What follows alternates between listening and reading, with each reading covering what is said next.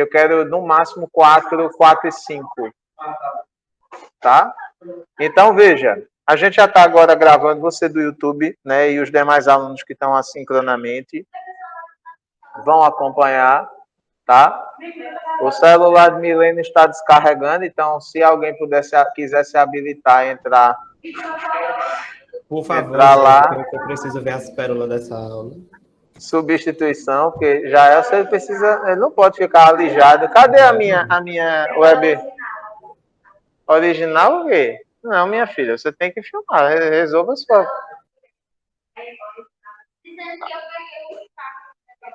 Ah, foi, né? Tá certo, muito bem. Então, gente, vê só. Primeira coisa que eu quero colocar para vocês. Neste momento, eu vou disponibilizar a lista de presença. Olha, eita, menino, todo mundo estava aguardando por isso, né? Só tem quebra-mola. Olha, menino, Micaela entrou. Minha querida câmera Uma vai assumir a sua função. Pronto. Ok, tu vai mandar a lista por onde? Eu vou mandar no chat agora, tá, Jaelson?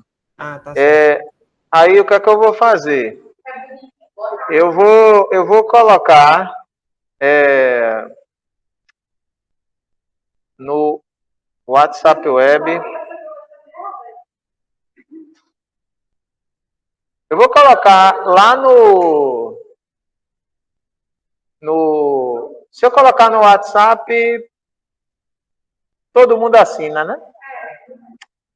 Eu faço a chamada no final. Então, o pessoal que está... Oi? Mas aí o pessoal que está em casa, eles já têm um acesso direto. Então, quem está em casa, eles assinam, tá? Vocês já podem assinar agora. E quem está aqui vai esperar eu fazer. Pronto, já, valeu.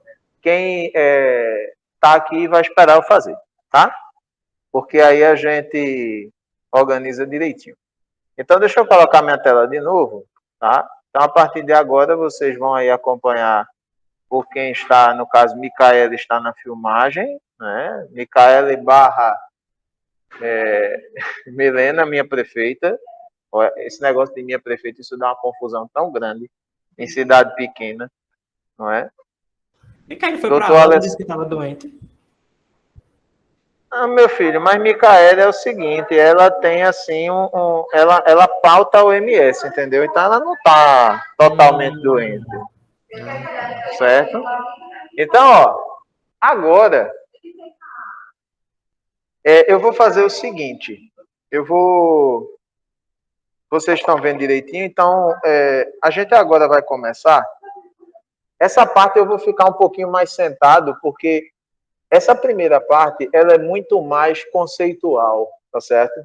Então, a gente vai entrar nessa dinâmica de mais uma etapa de tratamento de esgoto, tá?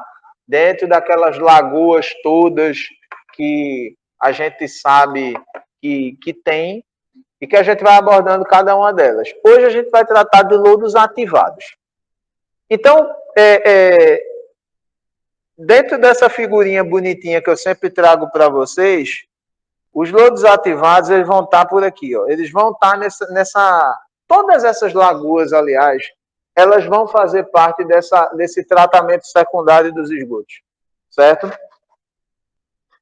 Então, no que consiste esses benditos lodos ativados?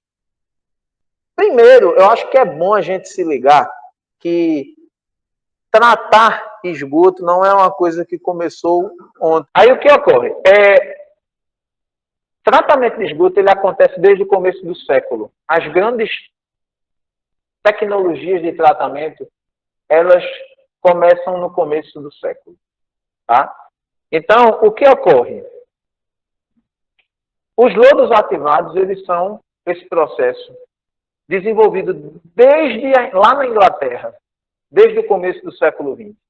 E que eles têm eles vêm a partir de um trabalho realizado por esses cidadãos aí, o Edward Arden e William Lockett, que tratam das experiências de oxidação do esgoto. Você pegar o esgoto e oxidá-lo quimicamente sem que você precise fazer intervenções físicas com presença de filtro ou coisa do tipo. Tá? Então, qual é a indicação de lodos ativados? Normalmente se usa quando você tem pouca área. É o inverso do que a gente viu aqui. No caso da combinação entre as lagoas anaeróbias com facultativas, você precisa de espaços muito grandes. Você precisa de algo em torno de quase 350, 400 metros lineares para você colocar as duas lagoas em sequência. Tá? Aqui, no caso, você não vai ter tanto essa questão da área, tá? E, principalmente, você vai ter uma condição de lançamento desse efluente pós-tratamento melhor, tá? Então, a característica dos lodos ativados é que ele é um processo biológico, tá? O que é que vai acontecer? O próprio nome ele já sugere, ou seja, são lodos provenientes da decomposição desse esgoto, e esse esgoto vai acontecer após ativação. Quando a gente fala de ativação em tratamento, a gente fala basicamente em mistura, aeração, tá? Então, você vai ter o quê? Você vai pegar e agitar esse esgoto com a biomassa presente, tá? Então, tudo isso vai ser feito onde? Oi? Eu vou ter que sair aqui, viu? Mas já assinei a chamada, tá? Tá bom, filho. Tá certo. Um abraço para você. Já Elcio mandou um cheiro, viu? Então, o que ocorre? Não mandei. Vai dar, menino miserável. Aí, o que acontece? Você vai ter esse esgoto e a biomassa, eles vão ser misturados num tanque próprio, tá certo? Para quê? Para que essa matéria biodegradável que ainda exista nesse esgoto, ela seja decomposta, tá? E convertida em lodo. Então, você vai ter uma mistura desse material biodegradável que vai se converter em lodo pós-mistura e degradação intensificada, tá? Então, depois que ela é misturada, esse lodo adicional formado da degradação dessa carga orgânica inicial, ele vai decantar. Ele vai ficar num outro tanque de espera. Para quê? Para que essas... Vamos pensar juntos. Se eu tenho uma quantidade de sólido grande em suspensão e que eu aero, eu vou fazer o quê? Vou homogeneizar e vou deixar tudo bem distribuído. Certo? Não sei se vocês se lembram de processo de decomposição da matéria orgânica, quando eu falei o seguinte. Eu disse, se eu coloco aeração prolongada e eu misturo esse sólido em suspensão para, digamos assim, facilitar a vida do micro-organismo, fazer com que ele esteja espalhado em todo o tanque. Para quê? Para que, por exemplo, se eu tenho um micro-organismo lá no canto do tanque, esse sólido de suspensão esteja disponível para chegar nele e ele fazer a decomposição. Exatamente. Praticamente levar a comida na boca do Cezinho. Certo? Então, é o mesmo princípio. Só que aí agora, depois de misturado, ele vai, obviamente, vai estar mais degradado, mas ainda vai ter alguma parcela em suspensão. Então, se ele fica em condição estacionária, o que é que vai acontecer? Por ser uma partícula mais pesada, ele decanta. E aí, justamente, esse lodo adicional é o produto dessa decantação, tá? Que normalmente se faz a raspagem, se coloca em secagem, para poder fazer a destinação final numa condição menos poluente possível. Ok? Então, é assim que funciona. A gente tem o primeiro tanque, tá? Onde o efluente entra, tá? O efluente, a ser tratado, ele ingressa e vai ser remexido. Ok? Uma vez que ele vai ser remexido, ele e atende-se todas essas questões que eu falei, ele vai para esse decantador, para que o que for mais baixo, o que for mais pesado, venha para o fundo, e vocês se liguem que todo decantador, ele vai ter essa forma cônica na sua parte inferior, justamente para facilitar que essa parte decantada, ela siga para o mesmo ponto e possa ser retirada ou recirculada, tá? E no caso aqui, é prevista a recirculação, ou seja, eu tenho uma quantidade de sólido que precisa, eu tenho muito lodo ainda, que eu tenho condição, se eu recolocar esse lodo no contexto do tanque de aeração, eu tenho condição de fazer com que essa matéria se degrade ainda mais. Então, eu recirculo. Professor, qual é a razão de recirculação? Vai depender. Normalmente, alguns sistemas desse colocam entre 10% e 30% desse lodo produzido pós-aeração para ser reintroduzido no sistema. Tá? Mas vai depender também da capacidade que esse tanque primário de aeração vai propiciar que essa degradação aconteça muito mais intensamente. Se você tem um efluente que se degradou muito rápido, não tem por que eu recircular. Eu vou estar só tendo um retrabalho, gastando energia.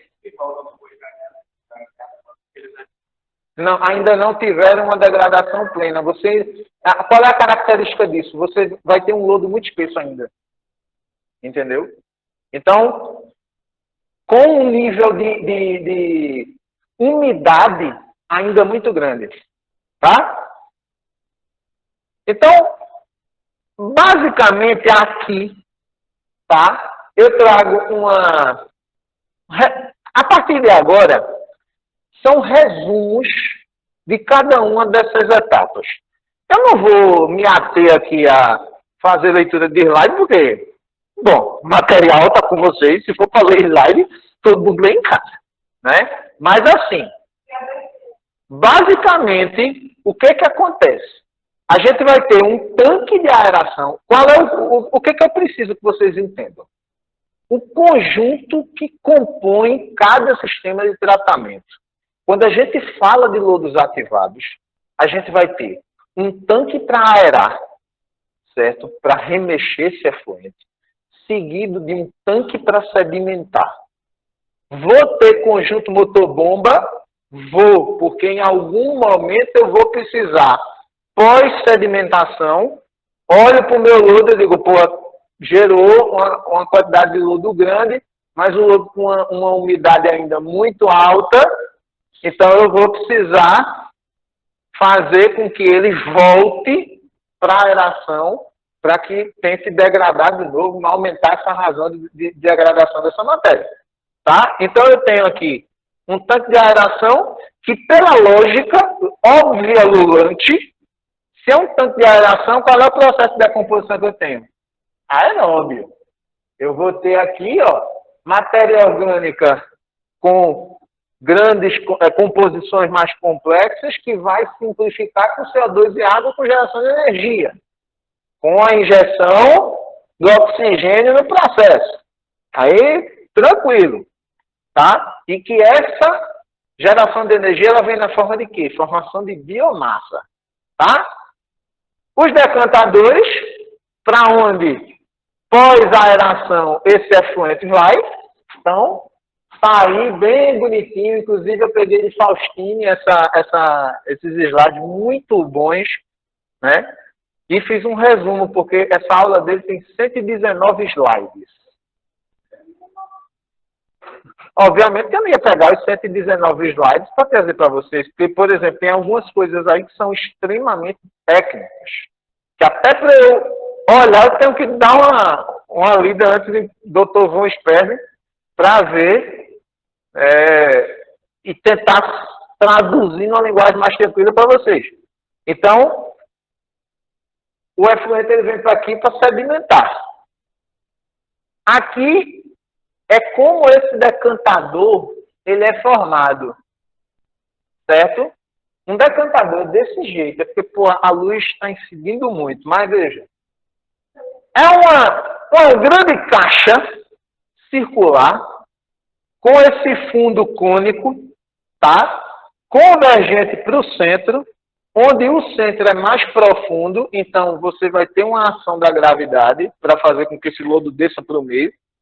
E aqui a gente vai ter essas pás que vão estar ligadas a uma ponte corrediça. Então, quando a gente vai fazer visita em estação de tratamento de esgoto, a gente consegue chegar aqui em cima justamente por quê? Porque essas pontes, elas justamente existem para facilitar a manutenção por parte da equipe. Então, o cara vai e precisa observar, às vezes, em loco, que ele está vendo ali que tem uma formação de grânulos maior, tá? De partes dessa matéria orgânica que estão sendo degradadas, então ele de cima ele consegue ver.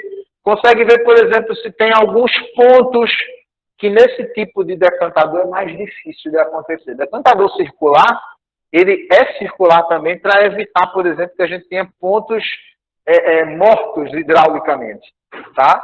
Então, sempre você vai ter reação acontecendo em toda a extensão, tá?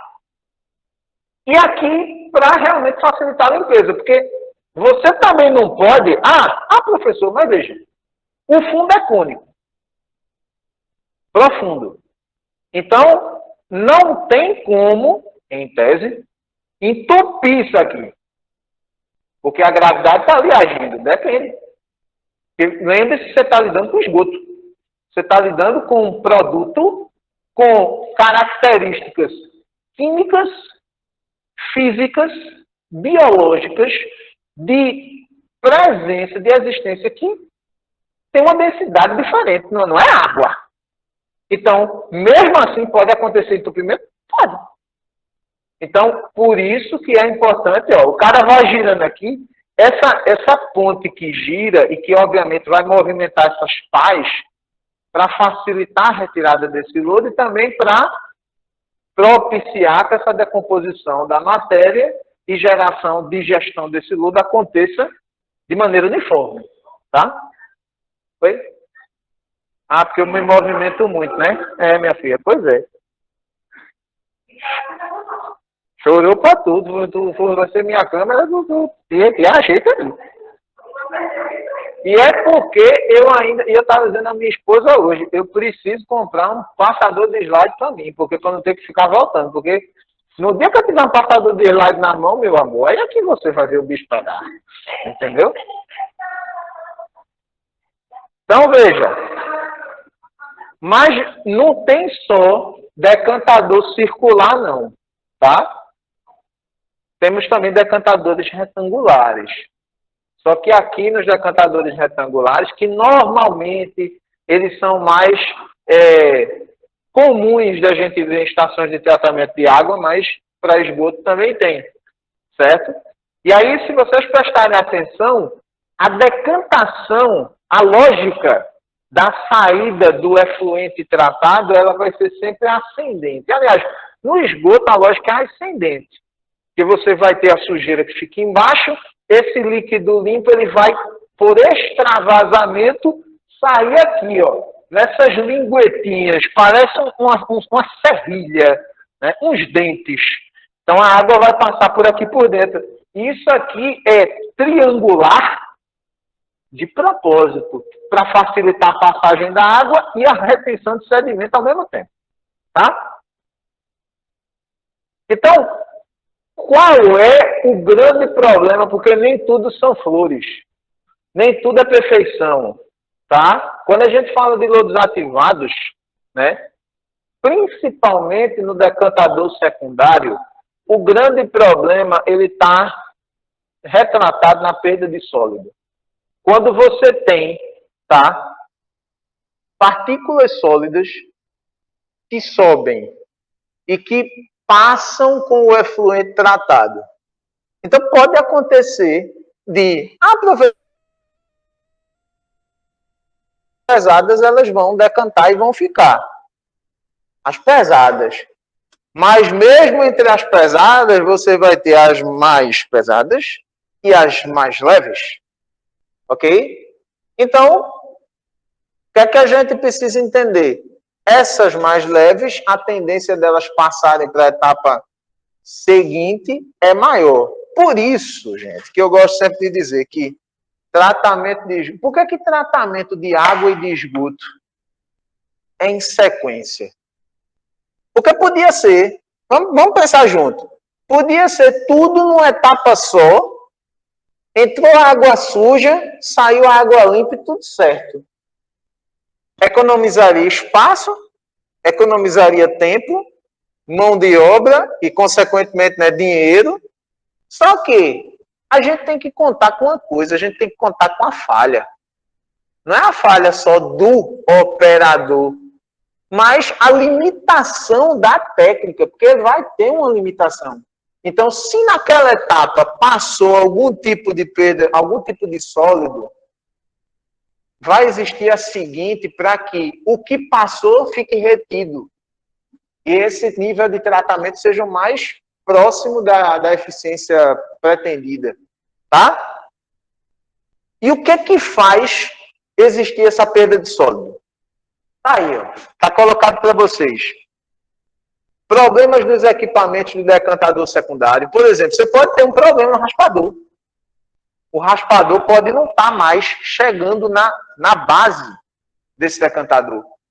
E aí, ao invés de retirar, ajudar a retirar esse lodo, ele acaba espalhando.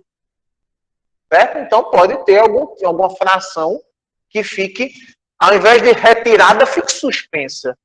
Tá? Sobrecarga hidráulica, ou seja, se você tem muito mais esgoto entrando do que deveria. Por isso que vazão de entrada é um negócio muito sério. Muito sério. Se você colocar mais esgoto do que a lagoa consiga receber por um período de tempo, você vai gerar um problema de operação para ser resolvido, ou então você vai simplesmente derrubar a sua eficiência, tá? Do seu tratamento. Porque o tratamento ele pode ter eficiência muito boa, mas se você não souber operar, é a mesma coisa, por exemplo, eu quero comprar um Porsche. Porsche, eu não gosto de carro rebaixado. Eu acho carro rebaixado... Hã? Não, eu nem tenho. Eu não caibo. Veja, um Quidzinho, eu até fico levemente folgado. Mas assim, eu não gosto de carro rebaixado. Acho carro rebaixado feio. Certo? Eu acho. Mas assim, não. Tem gente que acha carro rebaixado lindo. Eu tenho colegas mesmo, por exemplo, que dizem assim, meu filho, as mulheres só olham se estiver rebaixado. Eu digo, mas olha pra aí. Enfim, aí o que acontece? Eu tenho um carro importado, rebaixado, aí eu compro esse carro para andar nas ruas do Recife, que buraco é boia. Eu estou fazendo o quê? Nada. A mesma coisa, eu tenho uma lagoa, um equipamento fantástico, que tem uma eficiência de 80%, sei lá, 60% de remoção daquilo que eu quero, mas eu não sei mexer.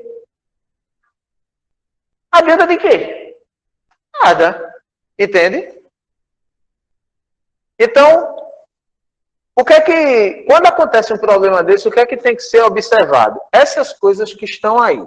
Tem que olhar a bomba, se está recirculando direito, tem que ver se os raspadores estão raspando esse lodo certinho, se os defletores, que no caso, você vai ter o raspador e vai ter um dispositivo físico que, quando houver essa ressuspensão de material, esse anteparo vai fazer isso, ele vai segurar, vai fazer com que esse lodo do fundo, esse material de suspensão do fundo, ele não chegue totalmente na superfície.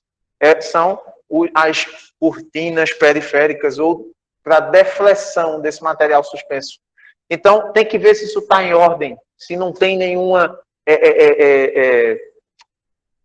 falha nesse material, se estão nivelados também. Então, todas essas coisas precisam ser vistas.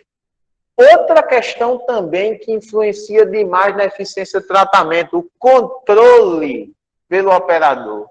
O operador, ele precisa saber de todas essas coisas que estão aí. Quanto de poluição, quanto de esgoto está entrando, quanto está saindo, qual a vazão, DBO de entrada e de saída, quanto de oxigenação, porque se a gente está falando de aeração, eu tenho que ter uma quantidade de oxigênio a ser injetada nesse efluente. Quanto eu estou conseguindo injetar? Eu tenho que ter, obviamente, equipamentos capazes de medir isso e eu tenho que estar sempre de olho. Estação não é brinquedinho que você chega, liga o botão, tec. Senta na cadeira e pronto. Eu digo que estação de tratamento de esgoto não é igual à Arena Pernambuco, logo quando começou e inaugurou, que é só chegar. O expediente da Arena Pernambuco era assim, né? O povo do YouTube me perdoe, mas pense num dinheiro mais, né, fácil de ganhar. O governo garante, paga por mês a empresa, que não está mais lá, né? Agora voltou para o governo do estado. É só sentar na cadeira da presidência, abrir a garrafa do champanhe e esperar o dinheiro entrar, que está tudo certo. Se tiver jogo, entrou dinheiro. Se não tiver jogo, entrou dinheiro do mesmo jeito que o estado pagou. Uma estação de tratamento não é assim, não. Que você senta, liga o botãozinho e espera a mágica acontecer. Você tem que ficar de olho em todos os processos. Por quê? Porque se uma coisa dá errado, por que essa coisa está dando errado em um determinado estágio? Porque tem algum outro ponto que não está funcionando direito. E que você tem que agir preventivamente para a coisa não virar bola de neve. Sólidos em suspensão, relação de alimentos e micro-organismos, oxigênio dissolvido, todas essas questões, índice de lodo, idade do lodo, também o operador tem que ficar ligado, porque lodo muito velho, você não vai ter mais processo de degradação acontecendo a contento. Por isso que existe raspador, por isso que se tira, certo? Então, tem todas essas questões a serem feitas, tá? Então, quando você conhece essas variações de parâmetro, fica muito mais fácil de você operar a estação e fazer com que ela tenha uma eficiência grande e funcione bem, tá? Então, tem alguns parâmetros que precisam ser ajustados no sistema, precisam ser levados em conta, tá? Para que, quando eles aconteçam, você precisar corrigir. E uma vez corrigindo, você tenha um aumento dessa eficiência de tratamento. Desse slide aí, eu quero destacar duas coisas. Primeiro, quando acontece alguma coisa, você está na estação de tratamento, e você vê que alguma coisa está dando errado, ou a DBO de saída não está legal, está muito alta. Então, primeira coisa que o técnico tem que ter é frieza. Isso que eu vou dizer agora, eu não digo por experiência, eu não tive essa oportunidade de operar a estação. Mas eu tenho amigos que são operadores. E eles dizem assim, Kennedy, quando a estação está com algum problema, que a gente vê nos indicadores oscilação, ele me deu, esse meu amigo ele me deu um exemplo muito, muito simples. Ele disse, ó, a gente, quando quer saber se tem alguma coisa errada com o corpo da gente, o que é que a gente faz? A gente faz um exame, né?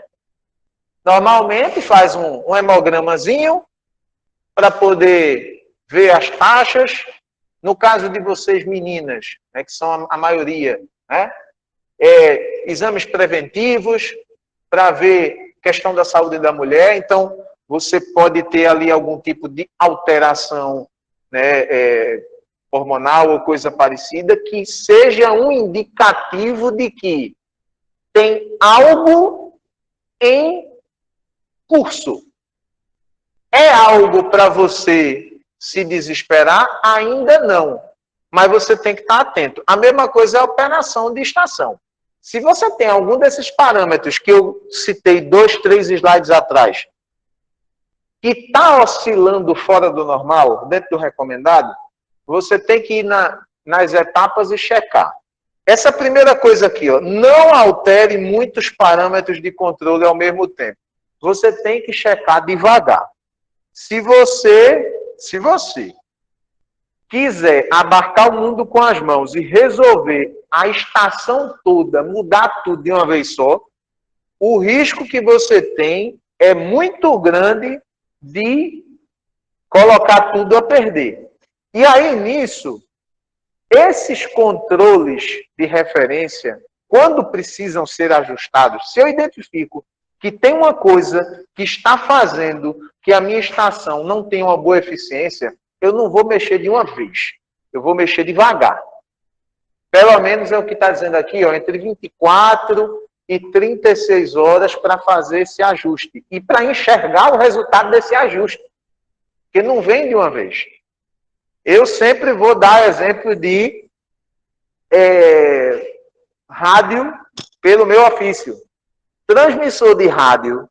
Nunca, em hipótese alguma, você vai ligar um transmissor de rádio de uma vez.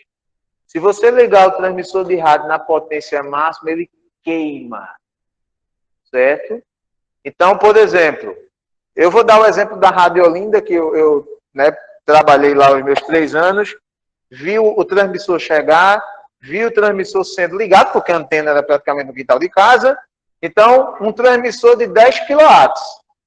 Eu não vou nunca botar os 10 kW na hora que eu ligar. Quando eu ligar, eu vou ligar com 1. Ligo com 1 kW. Passa 1 hora. Passa para 2, 3, 4. E ao final, aí eu dou a potência máxima. A mesma coisa são as mudanças que precisam ser feitas na estação para corrigir. Eu não vou mudar uma dosagem de um equipamento, uma velocidade de uma raspagem de lodo. Estou raspando 2, vou botar 5. Você pode criar ali um turbilhonamento desnecessário. Um choque hidráulico que vai, ao invés de criar uma solução, crie para você um outro problema. Vocês estão entendendo, né? Relação entre alimento e micro-organismos. Porque, lembrem-se, a gente está falando de aeração para decantar. Eu aero para quê? Para fazer com que esse micro-organismo consiga degradar, chegar na matéria orgânica. Agora, eu preciso inserir o alimento desse micro-organismo, que é o esgoto. O que eu acabei de dizer? Eu tenho que ter muita atenção com o volume afluente de esgoto. Se eu colocar esgoto demais, eu vou saturar a capacidade da minha lagoa, e aí vai ter muito esgoto para pouco micro-organismo. Você não vai ter eficiência. Basicamente, você vai ter um monte de bosta lá e que não vai conseguir ser degradada. Então, tem que ser devagarzinho. Você vai tomar a recomendação acadêmica, né, e de saúde é que a gente tome pelo menos 2 litros de água por dia. Você vai tomar esses 2 litros de água de uma vez só? Não. Ninguém aguenta. Você tem que tomar aos poucos. Mesma coisa. Então, ó, essa questão de alimentos serem fornecidos é relacionada por essas equações aí, tá? Cujo objetivo é muito mais para conhecimento. Então, se acalmem, ok? Então, essa relação aí, ela é expressa dessa maneira, tá? A ingressante na quantidade de comida, no caso, a quantidade de esgoto que entra e desses micro-organismos existentes que vão degradar esse esgoto, tá? Então, aqui, essa parte final, ela é muito mais com relação a esses processos de entrada e de tratamento desse esgoto. Eu não vou nem me ater tanto a isso, tá? Agora, tem uma coisa aqui que é importante vocês se ligarem, que é o tempo desse lodo. Como eu já disse, esse lodo ele não pode ficar muito tempo nessa lagoa. Ele não pode ser um lodo muito velho, senão ele não vai ter muita serventia no tratamento, no caso, como produto dessa degradação, tá? Então, essa idade do lodo, ou seja, a quantidade de tempo que esse lodo tem que ter para fazer parte do sistema e ser retirado na raspagem, ela é feita por essa fórmula aí, considerando os sólidos existentes no sistema e a quantidade que precisa ser retirada ao longo do tempo, tá? Então, aqui é a forma mais simplificada dessa equação de idade do lodo, né? Opa, olha. Ah, tá certo. Pronto. Tamira está entrando agora. Segura só um pouquinho, tá? Que já já eu coloco de novo a lista, tá? Tá entrando aqui, certo? Então, ó, essa questão de idade do lodo tem um exemplo que expressa bem essa relação aí, tá?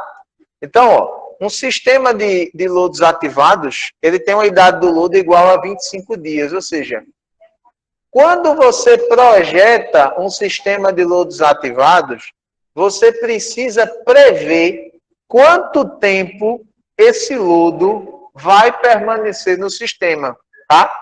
Supondo que a concentração de sólidos de suspensão, né, voláteis nos tanques de aeração esteja em 3.500 miligramas por litro, que vai equivaler a 3,5 quilos por metro cúbico, é só a mera conversão, né? E que essa concentração de retorno do lodo seja aí de 8.000 miligramas por litro, calcule a vazão de retirada do excesso do lodo para manter o valor da idade do lodo acima. O que é isso? A gente não tem que retirar o excesso do lodo. Eu sei que está todo mundo cansado, eu também estou de olho na hora. Entendam a lógica. Eu não quero nem que vocês... Isso aqui é uma conta que a gente já está até respondida aqui, que está no material. Vai gerar o lodo.